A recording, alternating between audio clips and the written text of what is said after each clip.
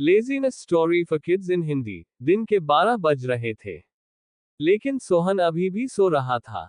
उसकी माँ सुमित्रा ने आवाज दी, सुमित्रा, उठ जा बेटा, देख सूरज सर पर चढ़ आया है, कब तक सोता रहेगा।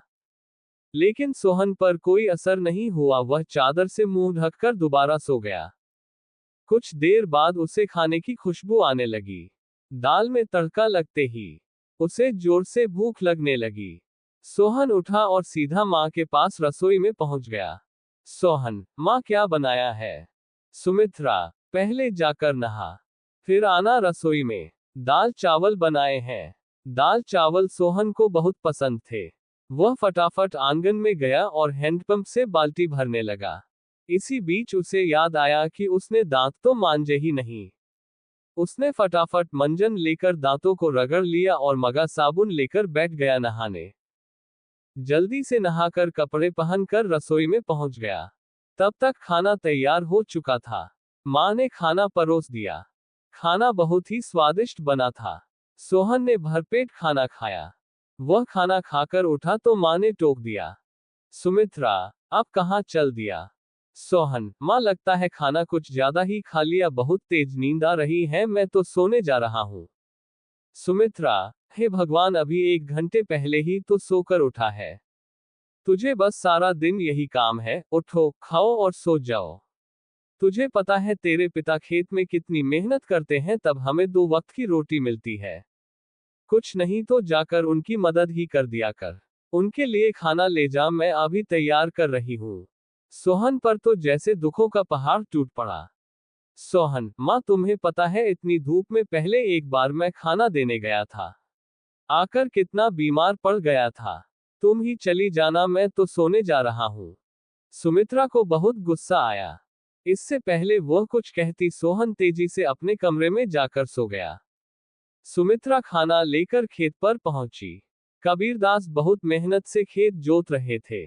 सुमित्रा, सुनो जी, पहले खाना खा लेते। कबीरदास, अरे तुम इतनी धूप में क्यों परेशान होती हो, सोहन के हाथ से खाना भेज देती। सुमित्रा, हमारे तो भाग्य ही फूट गए हैं। ऐसा आलसी बेटा मिला है, बस खाता है और सो जाता है। भगवान जाने इस लड़के का क्या होगा। कबीरदास, चिंता मत करो, एक दिन सब ठीक हो जाएगा। सोहन के माता पिता सोहन की आदत से बहुत परेशान थे। वह कोई भी काम नहीं करता था, बस सारा दिन सारी रात सोता रहता था। एक दिन सोहन के पिता ने कहा, कबीरदास बेटा, मैं खाद और यूरिया लेने शहर जा रहा हूँ। 2 दिन लग जाएंगे।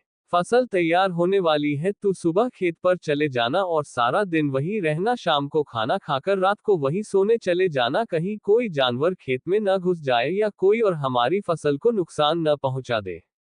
सोहन, पिताजी मुझसे ये सब नहीं हो पाएगा, आप माँ को बोल दीजिए।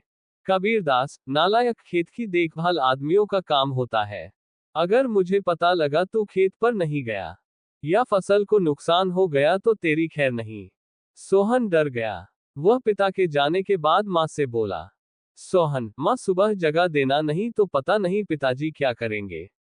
सुमित्रा मोहन को सुबह 4 बजे जगा देती है। सोहन हाथ में फावड़ा लेकर खेत में पहुंच जाता है। वहां जाकर देखता है चारों ओर ठंडी हवा चल रही थी। वह एक पेड़ के नीचे बैठ जाता है। तभी उसे हल्की हल्की रोशनी नजर आती है। पूरा खेत लाल रोशनी से भर जाता है। सोहन ने ये सब पहली बार देखा था। वह आश्चर्य से सब देखता रहा। कुछ ही देर में सूरज उगने लगा। ये देखकर सोहन को बहुत आश्चर्य हुआ।